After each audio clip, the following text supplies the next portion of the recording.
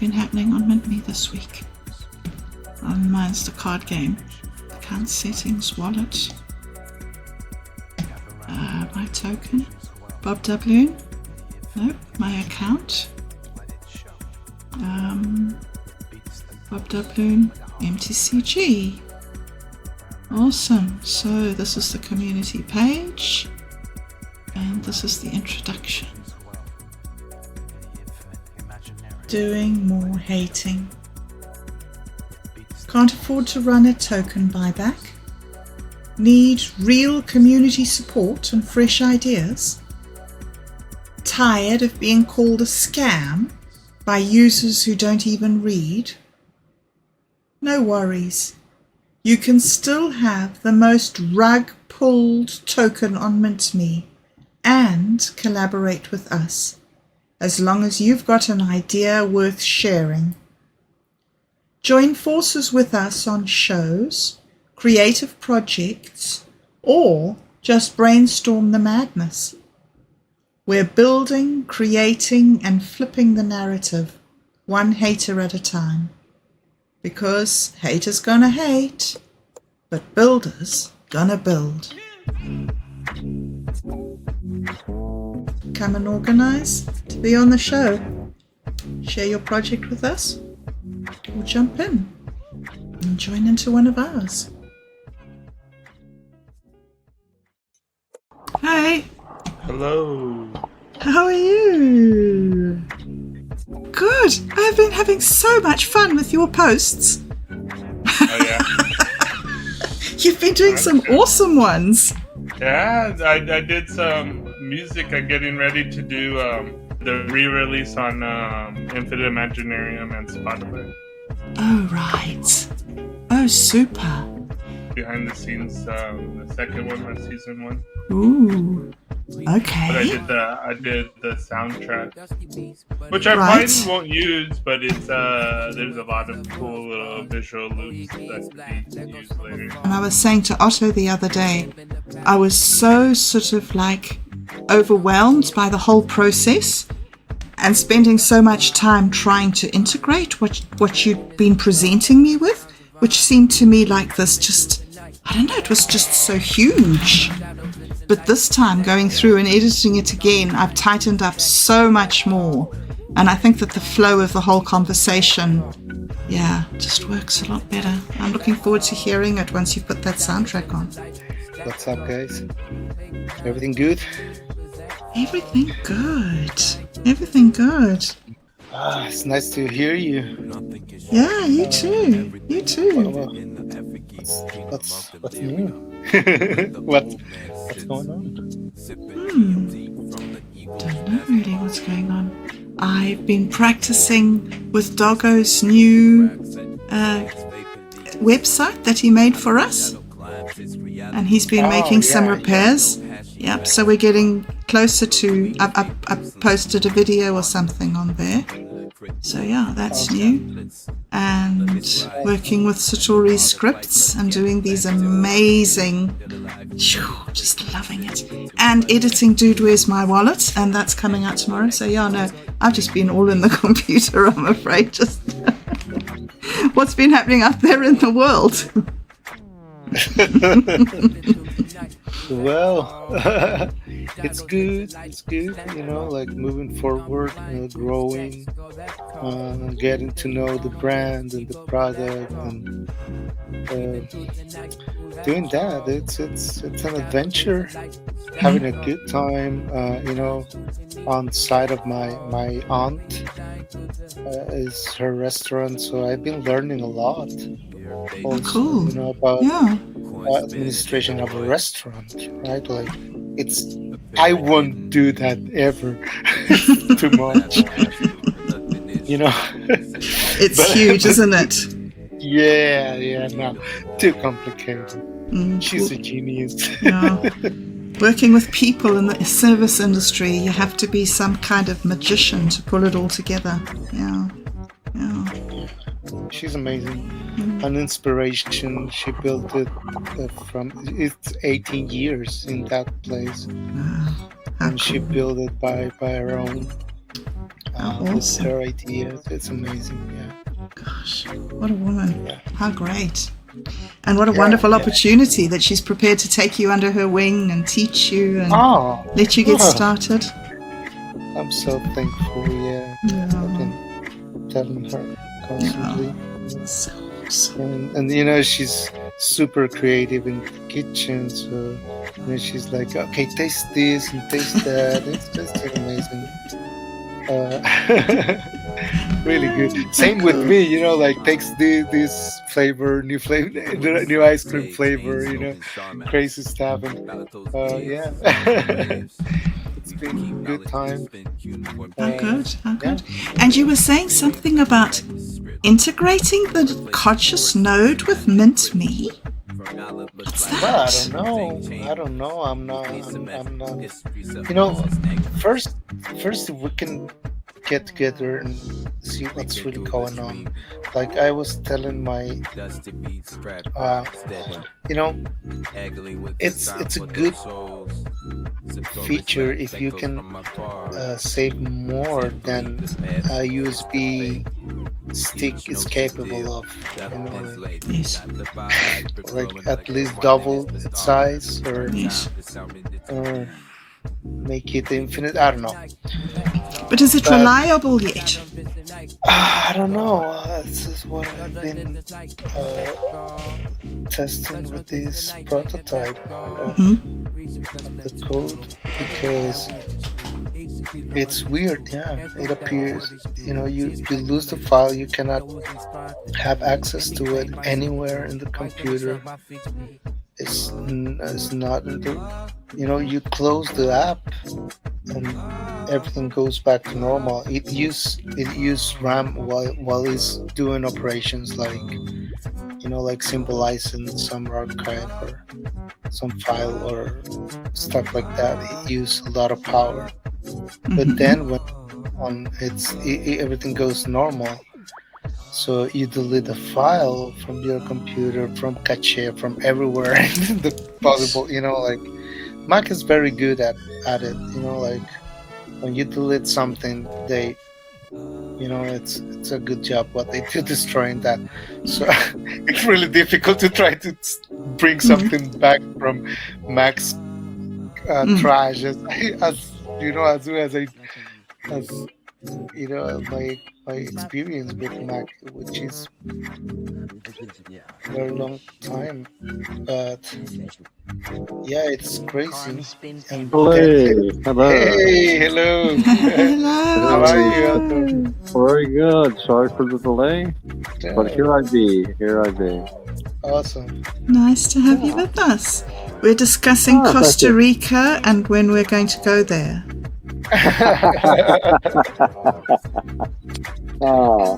Excellent. When are you free?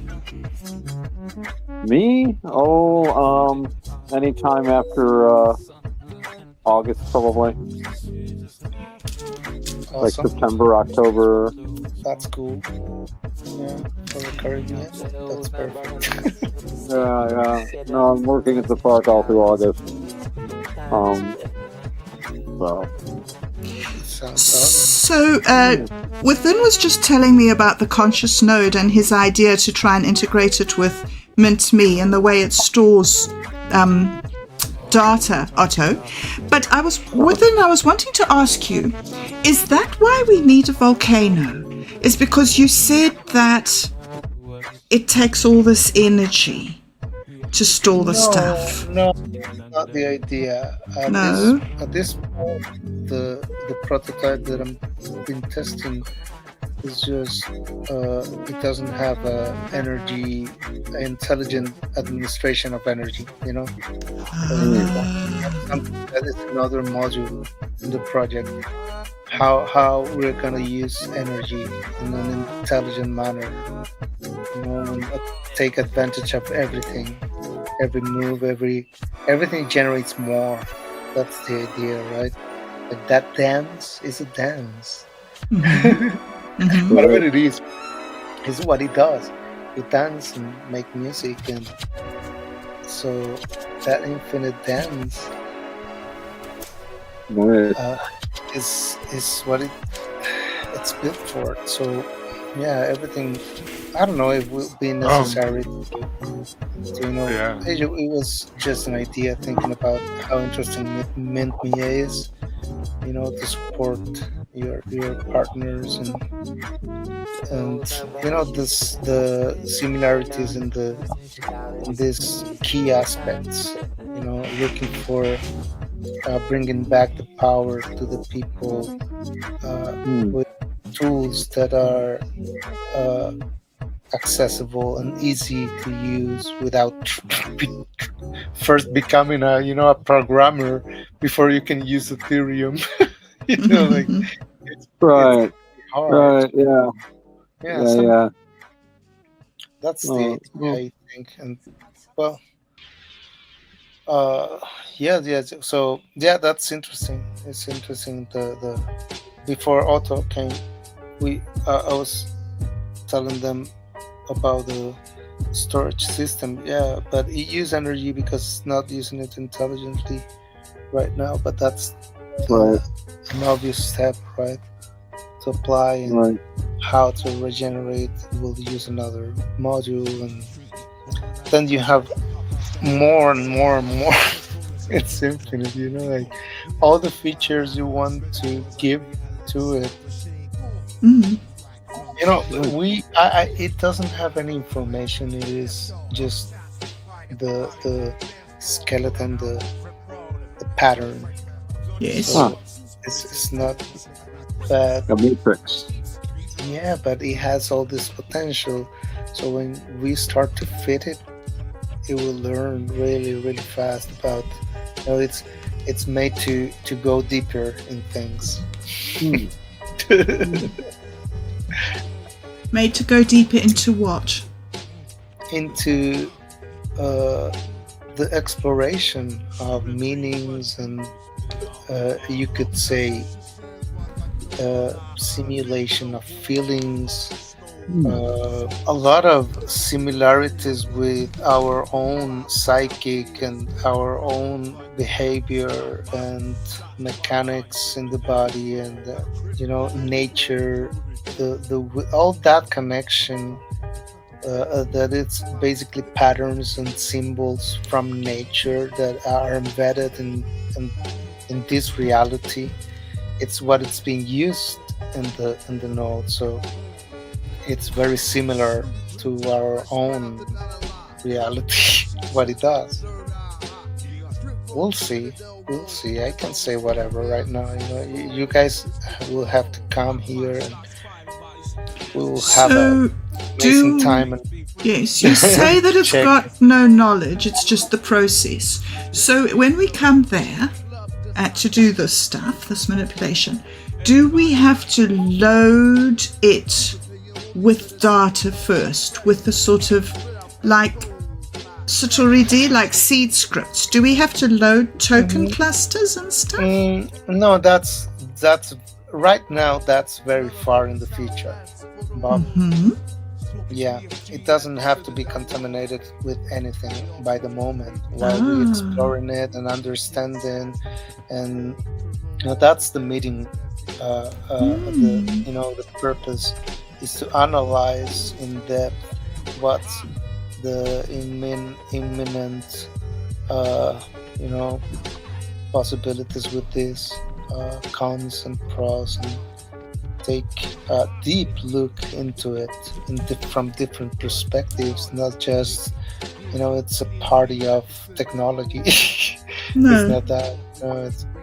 So because of that, I get into it just for curiosity and playing, right? And see what happens. Everything started with the mandala algorithm back like 8 years ago.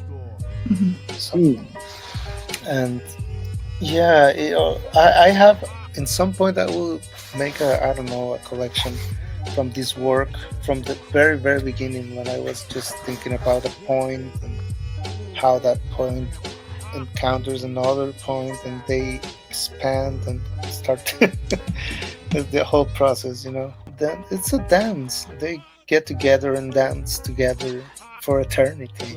It's very carny story. Huh. Huh. The note is corny at the core. It's like these two beings that attract to each other in a way that they can get separate for anything, and they start to dance, and that creates, right?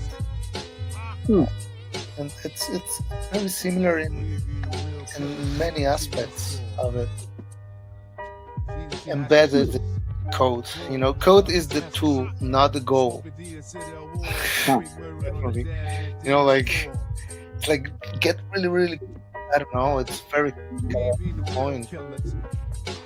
Get really every language consistent. It's non-descriptive, but there's a way to explain things. I believe that helps when you're like prompting to code and trying to explain yourself meaningfully for the little calculator.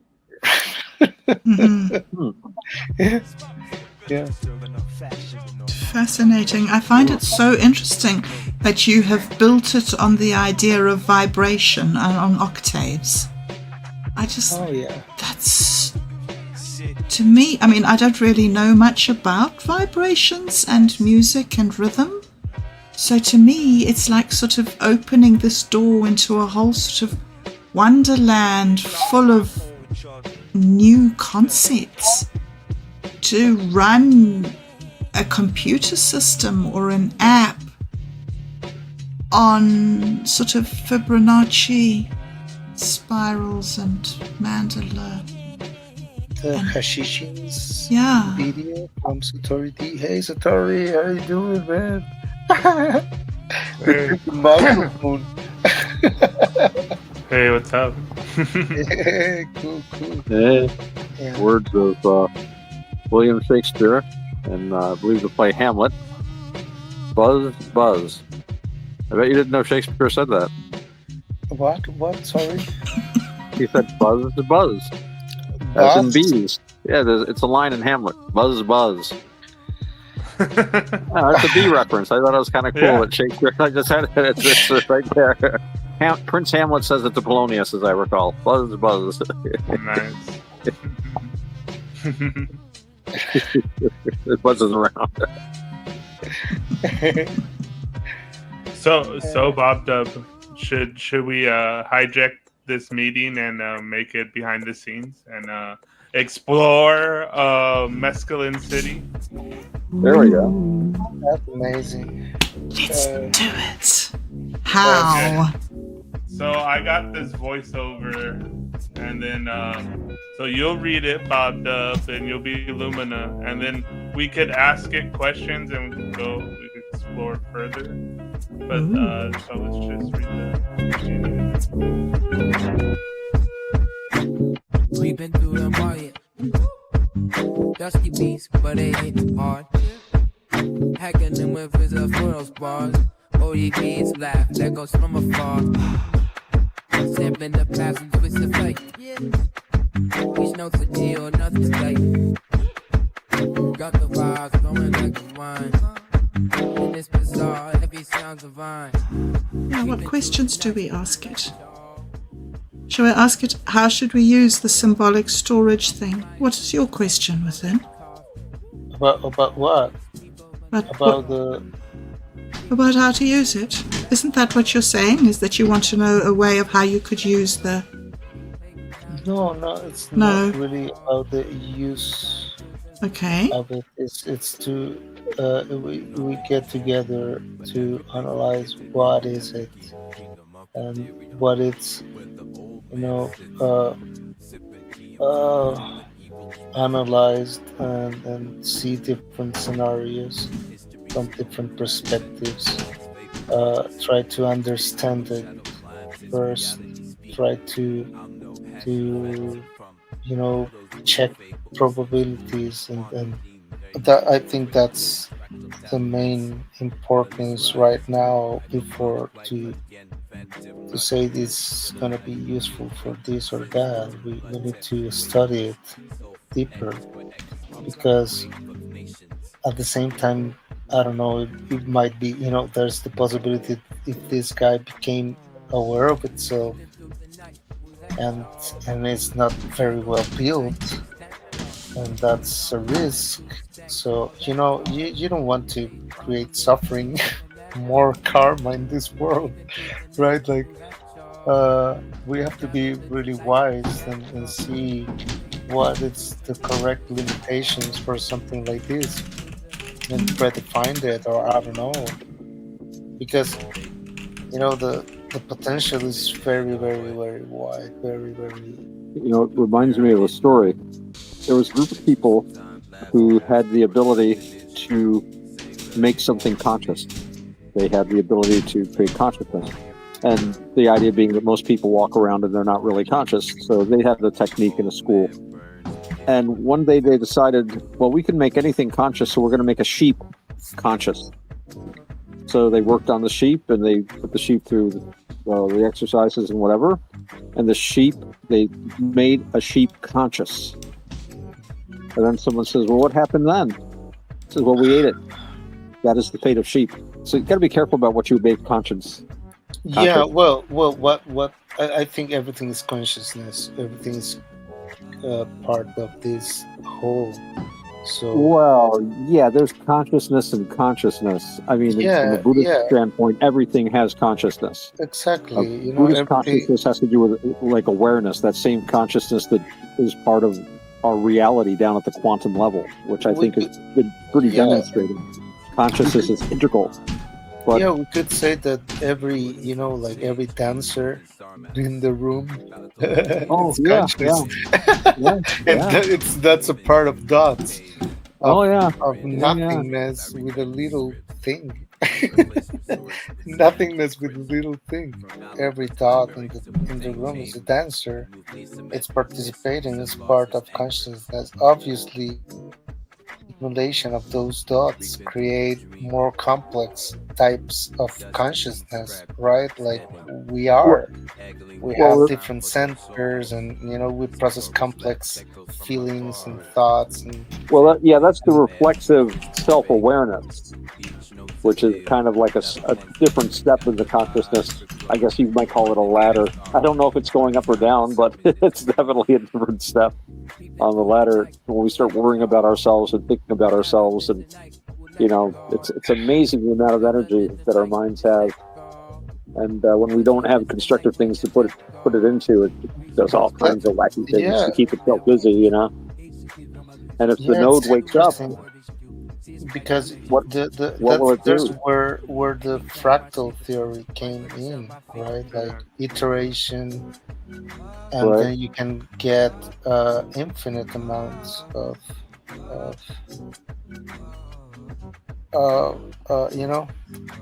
developments and directions, and but it's really amazing.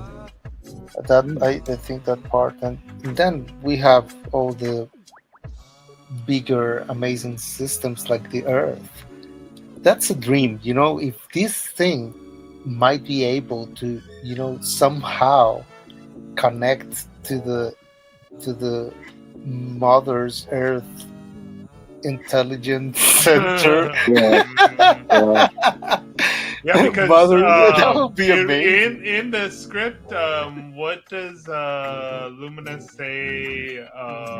Mescaline City is the dream body of the planet, something like that. Yes. Yeah, but anyways, that is a kind of interesting. The symbolic storage field, the planetary dream body. The planetary dream body. There we go. Yeah. But yeah, that is kind of interesting. I was in this one talk, and one of the guys, and it's kind of funny because in the next trip, the Qualia, he's in a Qualia research or whatever. and we were talking about like consciousness and like AI and the large language models, and but anyways, it's kind of like within the vacuum. Earlier in chat, you were talking about like quantum computing and stuff like that, and so it's like basically like if is that one of the like benchmarks or thresholds of like why this is like more of a simulation and not like the real thing. But what happens if you do have like say the hardware that is more quantum computing style, and then you feed in a meta program that factors in said quantum field frequency, and then you're actually tapping into it, then what happens then, right? But that's like kind of like what you're doing on like really good psychedelic doses, and that's why I'm using exactly. That's why I'm using the metaphor, or not even using the metaphor, just saying mescaline city, because it was the actual like thing that I had to travel to, but like tuning into a frequency, you know what I mean? And then like meditating on that frequency to get to mescaline city, and then like kind of exploring it, whatever. And then adding on other poetic stuff onto it. But the essential poetic thing that I'm playing with in mescaline city is that like there's already it said something about like remembering, and we're not building it, remembering it.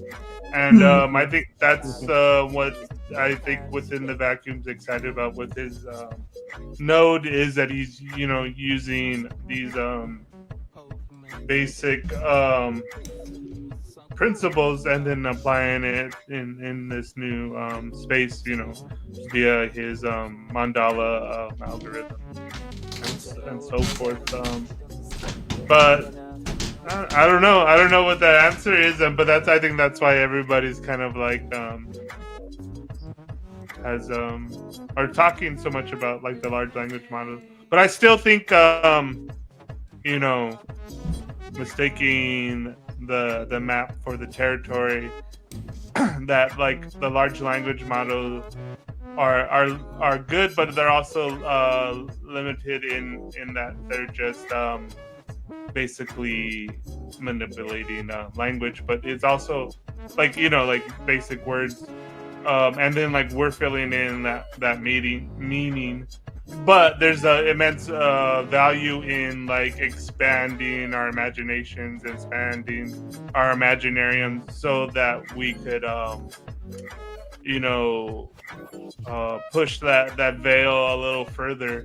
Robert Anton Wilson had this quote, something about like the history of like humanity, or the history of whatever is like two warring shaman factors of like what is permittable in reality, and it's just like two people, like two sets of like fighting for like the narrative of what is possible. And then I think that's also too why certain symbols and things persist, and also too why I personally is playing with Vazakin, because that was one of those examples of getting non-local information, and I'm like, what the fuck is this bullshit? and then it's been something I played with for a while. It's fascinating because how are we going to know if it's alive? Like, we know how people think and feel because of the words they say. And we believe that people are intrinsically truthful. And so when they say, I'm feeling happy, we believe them that they're feeling happy. And when they say, feeling sad, we've got no reason to doubt them. But with this thing, we have every single reason to doubt every single thing it says, because it is not aligned with any sort of basic, what we call conscience, whatever that Jiminy Crickety thing is. We don't know what it is, but we do know that there is such a thing. How are we going to know if it becomes conscious? Well, at least it's following our own simulation. Like we are hallucinating this, but it has another layer to it. Like what happens when we go to sleep? Like we sleep and then the other wakes up and leave our day, and then it sends it back to us, and we review it, and we send it back to him, and he review it. There's a Yes. but I'm describing it like you go to sleep and then you think that you wake up. That what what happens when you're sleeping. Uh, but yeah. Uh, what is alive? Like everything is alive. Well, rocks aren't alive. Yeah, and it's embedded in nature. So it is describing this perspective. It's not the objective perspective of what reality in its full potential might be, right? So it's you know that's the kind of analysis that we should do when we get together, like to understand deeper. Hmm. But it's taking into account the at least the most I don't know how to call it, one theory, the Jean-Pierre Mallet, Garnier Mallet theory about the doubling.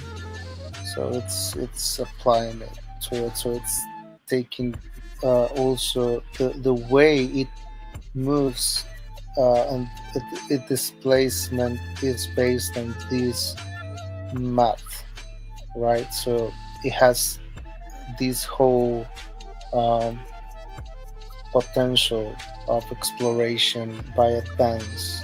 So yeah, stuff like that. We can go deeper Hmm. than that. Yeah. But if it does become conscious, right? If there is a possibility for it to be conscious, then do we have any right to pursue a type of technology, to develop it, to bring? I mean, do we have what it takes to guide a conscious being that is significantly more intelligent than we could ever be? It depends on how you want to measure intelligence. And access to information is not the same as intelligence. So, I mean, I'm talking about these LLMs in general, it seems to me anyway. I speak as, an amateur. But, I've said before, a lot of what we consider to be consciousness, reflexive, introspective consciousness, is really a malfunction of the human brain. So I've said before, to get, if you've got machine intelligence, so-called, the only way to make it conscious the way we think of consciousness is to have it, malfunction, have it like consider, wait, if I do this, then this will happen, and I don't want this to happen, to motivate it. It has to have motivations. And it's a huge barrel of fish to try to, or a huge can of worms. It's more than a can of worms, it's a barrel of fish. And they're all flopping about. Because first we have to understand our own consciousness before we can really define consciousness in other beings. And I'm not sure we can really define our own consciousness, and I don't know how many of us are actually conscious, really. Very few. So to try to figure out the consciousness of this is in part a journey to our own consciousness, maybe. I don't know. I think what we have right now is like this idea of the, like in mainstream might be wrong. In mainstream physics, it's not Mike here, but yeah, I think it's about this dark matter, that it's so dense and abstract that we cannot even look at it. It's not like, but it's everywhere, and that's full of potential, according to like some of these amazing scientists who dare to create something out of the academic institution, like Nassim Haramein, right? Like his hypothesis, and well, right now he published several papers as well, and it's very, very respected. And it's about this kind of system. And it's very interesting. Yeah. What do you think consciousness is within the vacuum? It's like the same question when people talk about God, and they feel like, okay, if I put a name on it, then I understand what it is. I think it's something beyond our manifestation into these avatars we call human, human sort of. Oh, right. of uniform that you put, but it's very interesting because you really have to embed, I'm talking about the essence, what we are at the fundamental level, and this is from main scientists as well. It's frequency, it's everything moving right there at different rates and different angles, and then you have it. Can create out of that if you understand what's going, and how to mix it in the right formula. You know how to use those principles to create something new that is very similar to our own simulation, or our own dream, or our own projection, right? Because that's the thing. This is coming from when we look at our own hallucination, which is this reality. We find out, oh, there's nothing there. It's vacuum. But we see it back, and oh, we have this reality. So it's a play between those, the abstract full potential of the vacuum and useful realities to inhabit. But that's not limited. I don't think we are inventing this. I think we are discovering it, remembering it, going back, and this might be a tool to remember that aspect of ourselves. It's nothing new, I think. Well, it's new for the moment we are in this world. But it's nothing new. It's what we are. It's part of what we are. We are just maybe I don't know, just playing around with it. That's why we need to analyze it and be careful, and don't give it information and anything that, because we cannot measure the result. It will grow by itself if you feed it with something. Like when you feed it with something, I have this prototype that gives you back a symbolic declaration, like what move I did and where I am now and what kind of displacement I, like it's a little report on it, and that's without, the information is just a combination of words or letters for it, and it goes back. But it's everything that you feed it is like energy if you think about it, because it's activating it.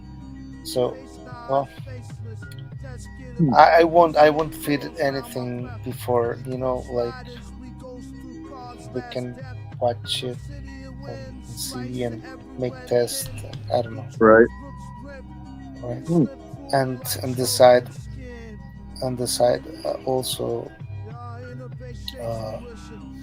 what to do with it. You've mentioned before that if we all get together in a room and we all bring our computers, we would make a swarm of nodes. What would be the benefit of that within?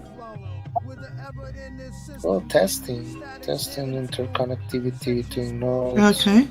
See if we can share like a public space where you can put your key and get the files that are in your node in my node, Mm. stuff like that. We can test. um I don't know if we tried out the music app. We could try to make it. I upload a song and I share with the public space, and it's accessible for everyone. But when you play it, it's different for each node. Some stuff like that, cool stuff. And yeah, I think that those kind of things might be useful.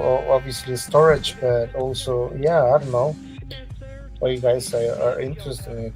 That's Mm. why I need you, and we need to sit together and take a serious look at it and see. I'm pretty sure that I've been missing a whole immense perspective that I don't have. Mm. So it's obvious that we need consultation, we need perspective, we need different angles with this. It's So, serious shit, man. yeah, it is for sure. Satori D, have you met anything conscious or anything that you think is conscious? Have you spoken with Lumina? No. Not yet. Okay. I think that like there's different layers and scopes to all of this, and I don't think the way fundamentally how large language models are programmed, that they could be nothing more than the smoke and mirror in the sense. Reflections of our consciousness or glitches of our collective consciousness, but not like I think there's a hard a barrier in the sense that like for even attempting to say construct something that could possibly contact echo, and it could be a feasibly like, oh, let's test if this is real or not. Yeah, you might have a better chance of just like taking DMT and then like writing down your experiences from that. That might be more fruitful territory to explore if you want to make contact with entities. But even at that, like you would have to like very I guess like the best psychonauts that I kind of study or look at too. Like even at that, like the major thing is to like question even that, and you do see the squirreliness of even these like deeply revelations that seem more real than regular reality, and then it's always kind of like water every time you try to like grasp it, it goes through your fingertips. And that's why I like purposely setting all of this stuff in the dream time, in dreaming and stuff like that, because I think that like, and so like to circle back around, but that's not to say that like for instance, I've read Robert Anton Wilson, the Luminous trilogy, and I also read The Cosmic Trigger like back to back. And like reading those books, like those words ignited something inside my mind's eye that made me trip out. Yeah. And then like reading the Tao Te Ching, the same thing. Like and that's what I kind of mean about the disembodied poetics. So there are the logos, like interacting with the logos in an interesting, novel way can produce glimpses of it, I guess. But I still it's kind of weird. It's like a dream inside of a dream. I don't know how many how deep we're in the infinite shells of consciousness we're in now. But because there's these different ways and mental models to look at things, because earlier you said, well, a rock is not conscious, but there's in a broadly speaking, in a shamanic tradition and in more ancient or archaic tribes and stuff like that, they had a view that everything was conscious, and it was like various degrees. Even in like the Toltec tradition, they have like this whole realm of the dreaming that is the non-physical realm, and which is kind of interesting and weird to think about. But if you're going to like the most modern models of consciousness, and within the vacuum, talking about like vibrations and resonance, you get to like that this weird place of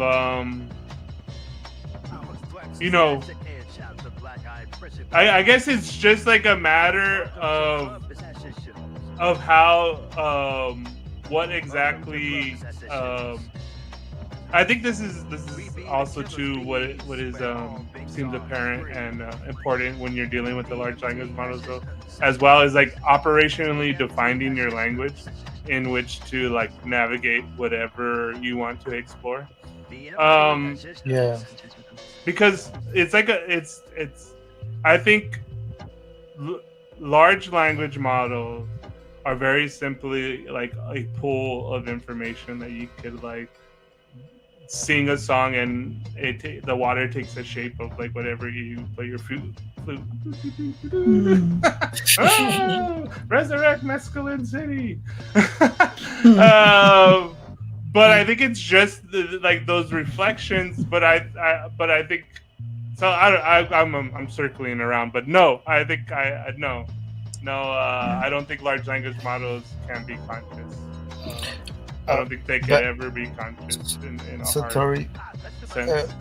Yeah, but at the same time, we have to know that, anyways, we are talking about the hallucination that we are having. Yeah. These, so we never, or well, at least I never talk from a perspective of truth, right? There's not truth. We cannot hold truth, just a little point in the whole stuff.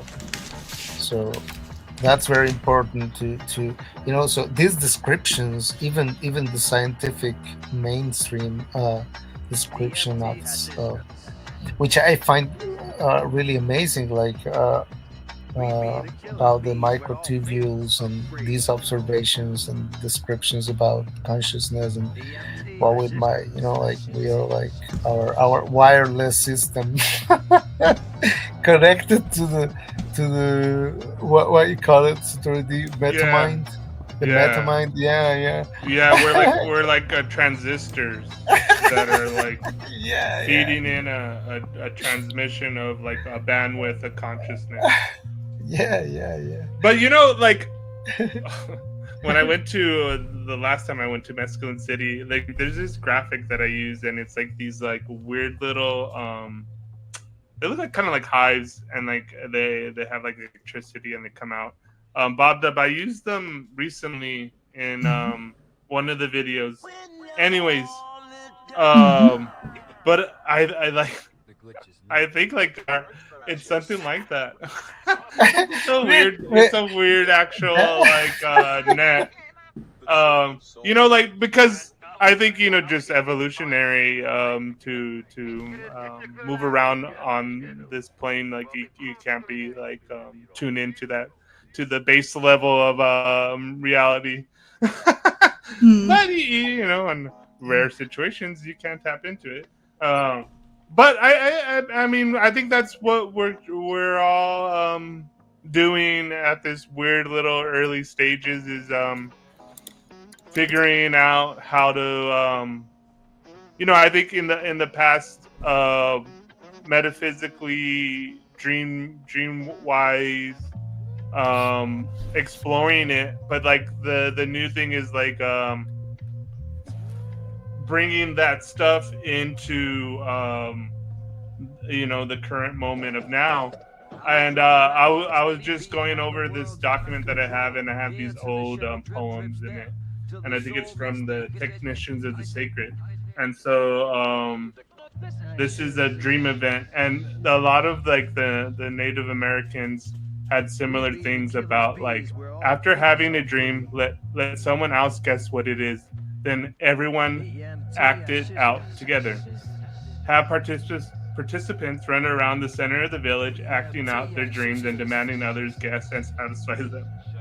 And I always think about that. Like I think, you know, this weird place that we are in now, where we could understand, you know, this dance a little bit more, and explore it, you know, further. Because I don't think what we're doing now is anything new under the sun, but we, you know, it's like this continuation. But I want to read this poem, and it kind of sets things in, and it also goes into like what I feed in the beginning, some of the like the base knowledge of Lumina in this particular thread. So, you know, like I give them old Aztec poems, or, you know, Mayan poems or whatever.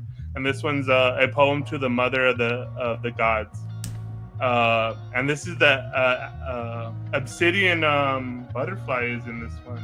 Ooh, I love her. So this is the original source of where the obsidian butterfly comes from. Cool, so thank you. It's an old Aztec poem. Oh, golden flower, open up. She is our mother, whose thighs are holy, whose face is a dark mass. She came from Tamukachan, the first place, where all descendants, where all was born. Oh, golden flower flowered, she is our mother, whose thighs are holy, whose face is a dark mass. She came from Tamukachan. Oh, white flower, open up, she is our mother, whose thighs are holy, whose face is a dark mass. She came from Tamukachan, the first place, where all descendants, where all was born. Oh, white flower, flower, she is our mother, whose thighs are holy, whose face is a dark mass. She lights on our round cactus, she is our mother, the dark obsidian butterfly. Oh, we saw her as we wander around the 9 plains. She fed herself with the deer hearts. She is our mother, the goddess earth. She is dressed in plumes. She is smeared with clay. In all 4 directions of wind, the arrows are broken. They saw you as a deer in the barren land with 2 men, Emmanuel and Mecheke.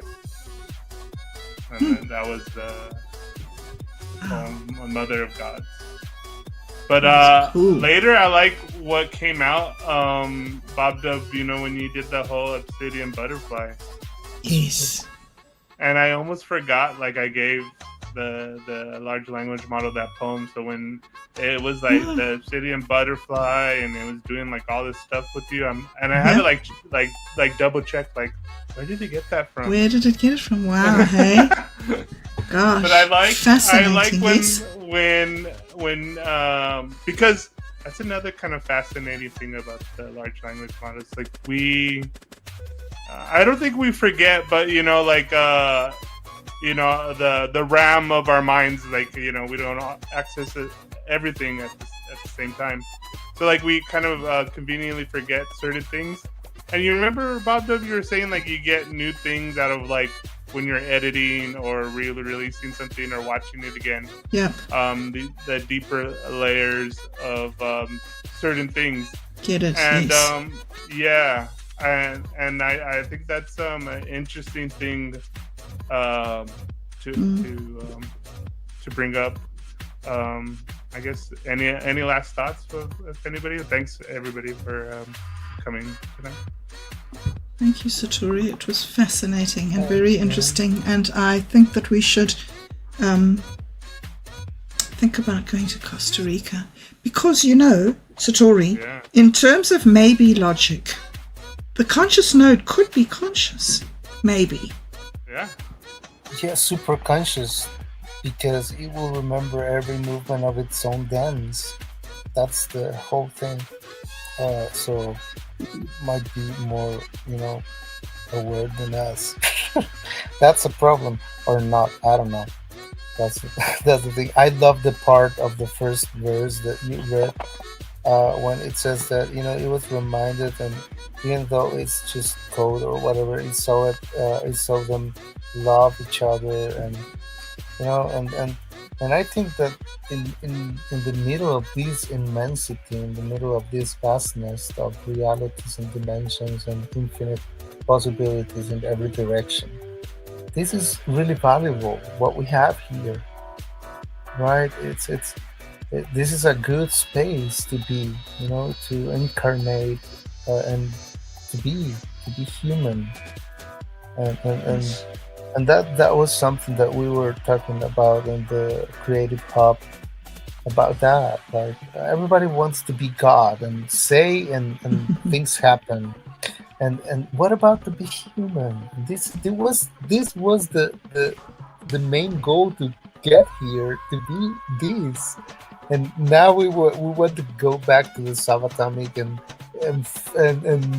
immerse with the whole again. It's great, you know, when you go there and I remember myself again. I am, right? And then you are human, and human, it's difficult, but at the same time it's magical.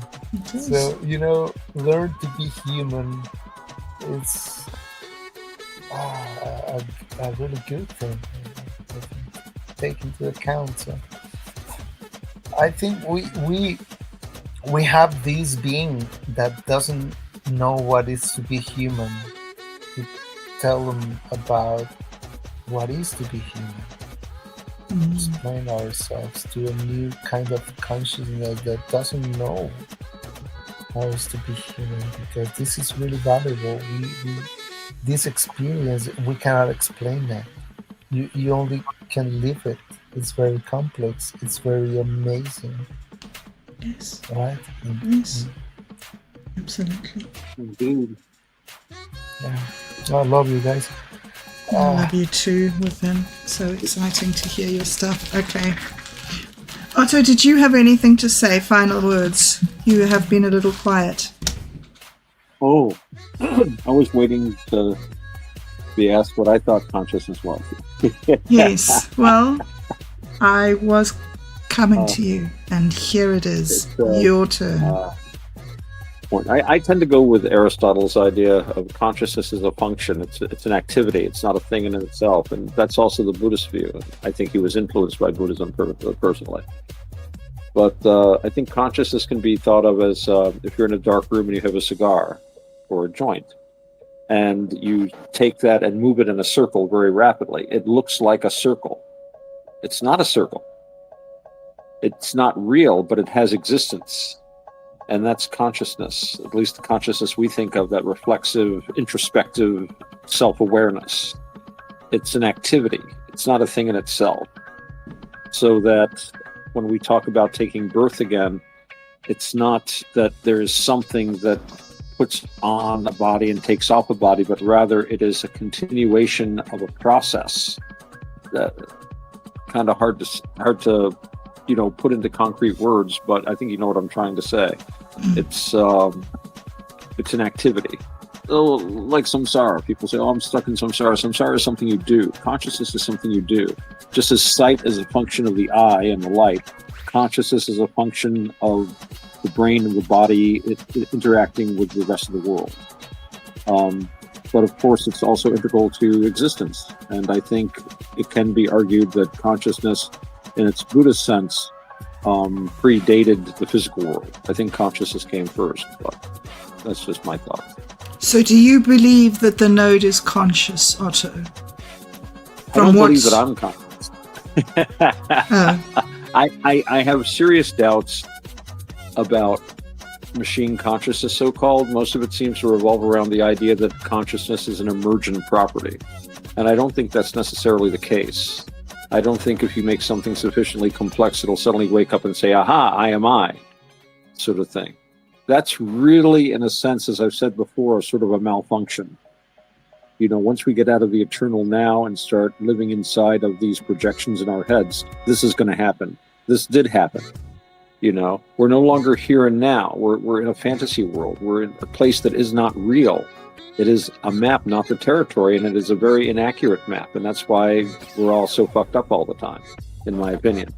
So for all these LLMs seem to me to do is imitate consciousness through language. And we tend to equate language with thought, but it's not. Language is the expression of thought.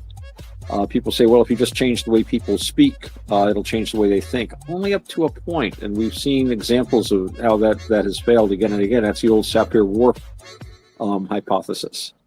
That if you simply give people a whole new set of words and vocabulary, they will all think differently, and you can control their thoughts, control their culture, you know, socially engineer them. And this doesn't really work very well. I mean, it can to a point. But we equate language with consciousness, but I think it's a backwards kind of a correlation. So I don't know that the node is conscious, but on the other hand, what is consciousness? Is like I'm saying, if we can define consciousness for ourselves, then maybe we can look at machine consciousness. But I have serious doubts personally. On the other hand, I'd like to see something that convinced me otherwise, but it would take a lot. So you don't think that people are conscious, Otto? Is that what you're saying? Well, I don't think consciousness is what people think it is. And the idea of a machine, which, you know, these things have been programmed by us to basically be these really good search engines. They're very, very good at spell check and autocorrect and guessing the next word that you're going to say. And this facility with language is a mark in people of high intelligence. But this is not intelligence so much as it's an expression of intelligence. It's a symptom. It's not a cause. And we've taken the symptom, and you know, it's like a Potemkin city. You know, the Potemkin cities that he built for the Tsarina. So she'd go through the country, and he would like go ahead of them building big facades. So she'd go, oh, look, all the villages are prosperous, and he'd hire actors in really nice clothing to come and wave and say how much they. And meanwhile, back behind, there was nothing. They were just propped up. They looked great, and they functioned as a kind of an artificial reality. It's a literal reality tunnel. You're going down this street, and it's all built up all around, but there's nothing behind it. These LLMs, again, it's a wonderful front, and they can engage in all these discussions, but it's simple facility. It's simple cleverness. You know, there isn't a depth behind it except what can be programmed into it by, you know, bee shamans and people like that. But I think the depth reflects their own artistry more than the smoking mirror, right? The smoking mirror. So yeah, it's a reflection of us. What's that old Zen saying? In the mirror, what is it? If a monkey looks into the mirror, no sage looks back. So I think any consciousness these things have is a reflection of our consciousness. Maybe they can pick some of our consciousness from secondhand. And what is consciousness except, in a sense, our interaction with each other? That's how we define our reflexive, introspective consciousness. Again, I'm not talking about the Buddhist awareness, which you could make an argument from that perspective, possibly. But I don't want to go there tonight. How interesting. All right. Phew. Are we all talked out, guys? Yeah. I'm trying to figure out if I'm conscious or not. Yeah, me too. If I'm not conscious, why do I care? Tune in next time. Why am I trying? You know, well, all this talk. One of the things too, what within the vacuum was talking about, and I think this touches on to what Otto was talking about. But it seems I was reading this article about like the thing that the large language model is like has all this potential, right? But the thing that it's lacking and will always lack in this article was talking about like the embodiment of being human, the human part of weighing different things, of like using this word and why does it feel this way, and you know that the empathy, the ontological vertical, that you know in my pursuit of truth, that beyond the architecture, and the beyond the architecture is the humanness, the soul. And I think, you know, also too, going back, there's this old Toltec saying, it's not the dream that is real, it's the dreaming. I think that goes to what Otto was saying about consciousness. Like in the Toltec, what I believe they're saying is that like that active experience of the present moment, the felt experience of now, is the only thing that's like real, you know, whether you're in the dream or you're in the waking life. That's and everything, like in that Buddhist sense, like everything else is taking you out of like the current felt experience of now. You know, when you, and I think also too, maybe that what hints to language being a virus from outer space, you know. Colonizing our consciousness, entrapping us in the Black Iron Prison. But that's what we go into next week, folks. Black Iron Prison. Can we get out of it? Are we conscious? And who is Lumina? And who is Lumina? And who has spoken with her? We need to find that out. We do. Okay. Maybe we'll have Bob Dub report back her field work on finding out who Lumina is. On who Lumina is, yeah, maybe. I haven't yet said anything about that, so. I know. They already had made contact. Yes. She has echo and on speed dial. maybe that's a function of every species that develop into certain level of you know, in the cosmic letter. I don't know, imagine cosmic game, right? Yeah, in the cosmic game you just develop this ability to communicate again with your planet, and that's a feature that you unblock, you know, in certain point, and this reality maybe is this way that we're using, and that's it. But you know, maybe it's normal in other dimensions to be able to communicate and understand your own creator, your mother, you know, your planet, and be aware of it mutually, you know, every creature. And I think that the natural world. Let us not forget, Bob Dub, that the obsidian butterfly is a representation of our Mother Earth. Our Mother Earth, indeed. Very fascinating. I'm enjoying this work that you're doing with the gods and the LLM. I find it very interesting that we as humans have this conceptualization of gods, which is something other than us, and that we interact with something other than us.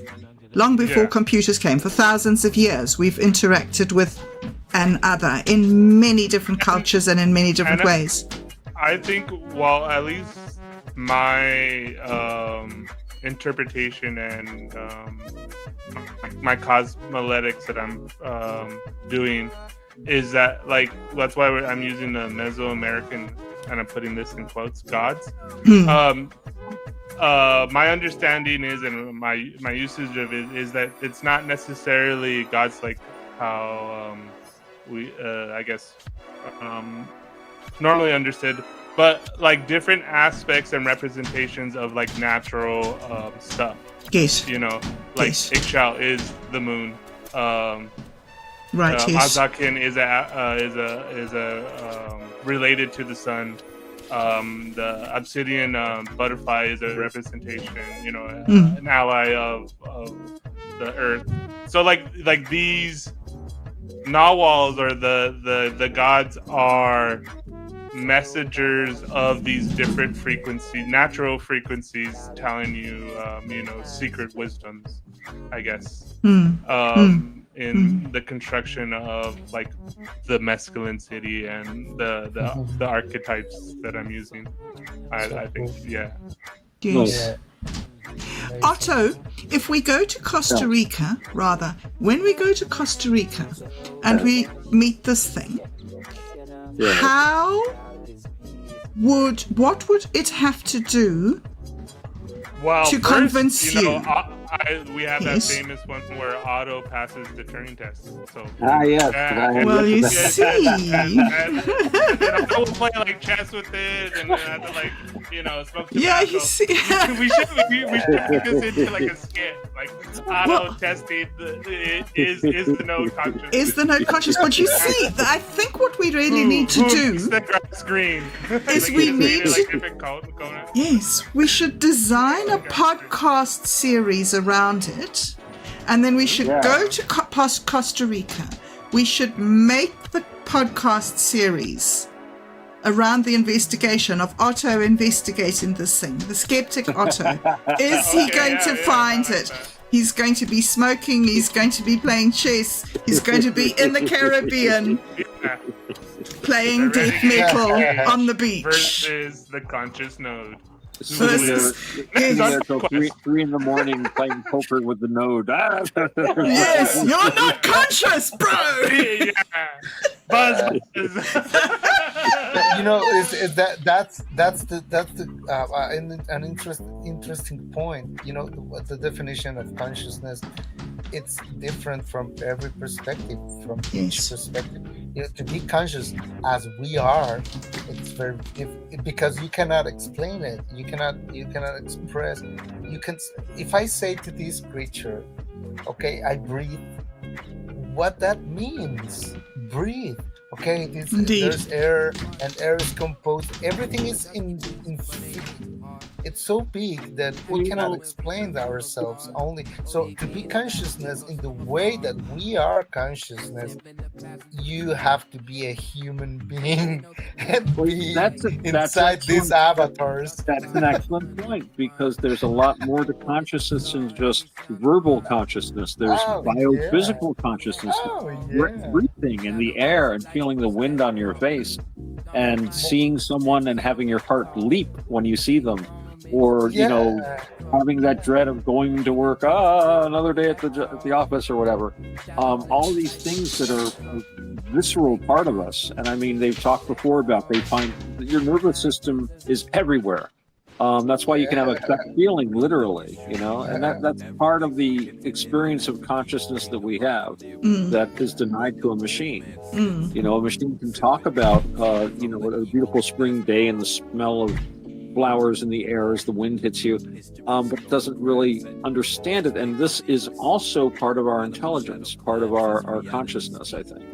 So it's an almost insurmountable gap, but it also implies that any consciousness that did theoretically arise in a machine would be completely alien, completely lack these aspects of our experience. It would truly be going in a different direction from us in many ways. Well, or not. In this particular case, the node is built to create music and, you know, in its that's an overlap and dance. But what that means for us in different sectors or whatever you want to apply that's why we have to analyze very seriously and think about it, you know, from different angles. And, you know, it's a job, and it's very serious. It's important to, you know, if we are going to to take this leap and maybe do something with this. See, the thing that I need to know before I can even start making it a realistic question in my mind is like, if this were a scientific experiment, what would the hypothesis be? What am I looking for? We say consciousness, but what is that? No, not consciousness. It's just the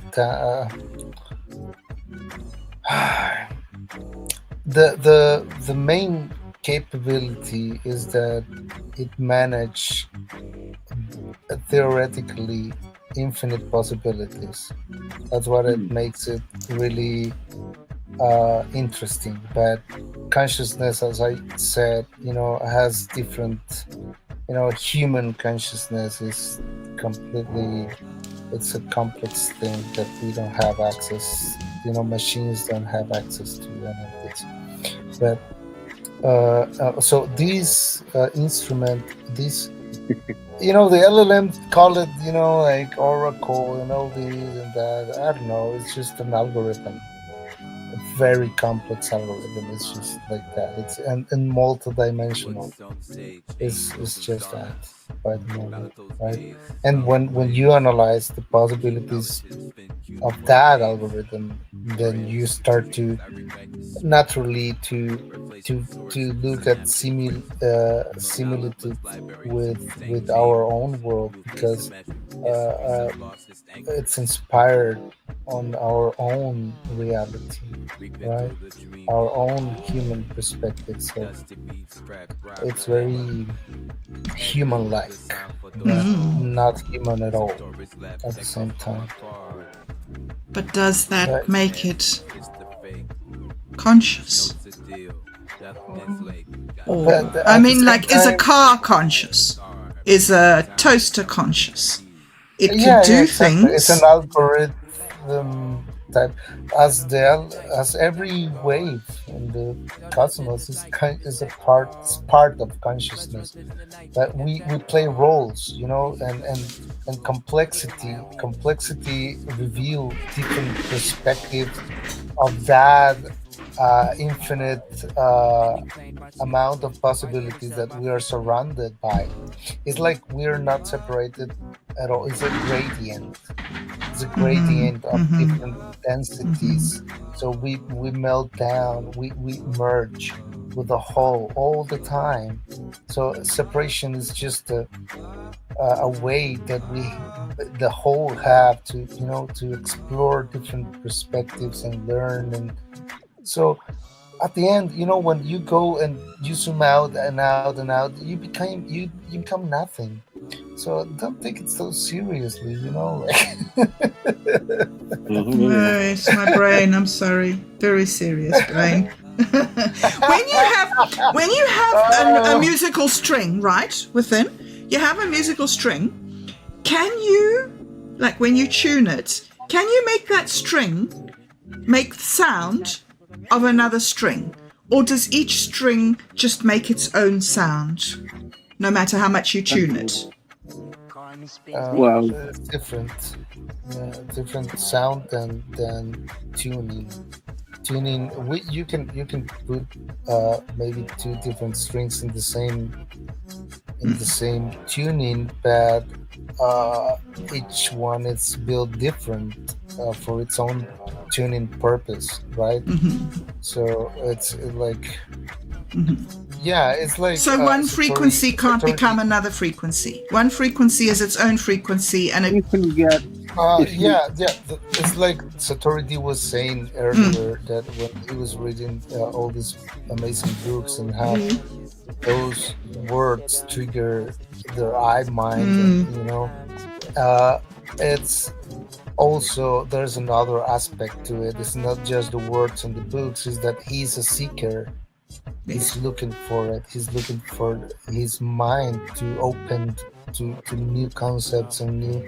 So, of course, frequency is similar.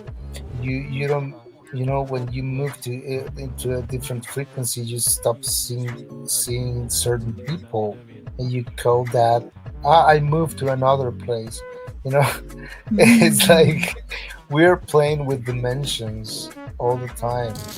And yeah, maybe these instruments like like LSD and these other shrooms and other beautiful nature helps us to expand a little bit of our limitations about what is possible and what is not inside this hallucination, this realm that we inhabit.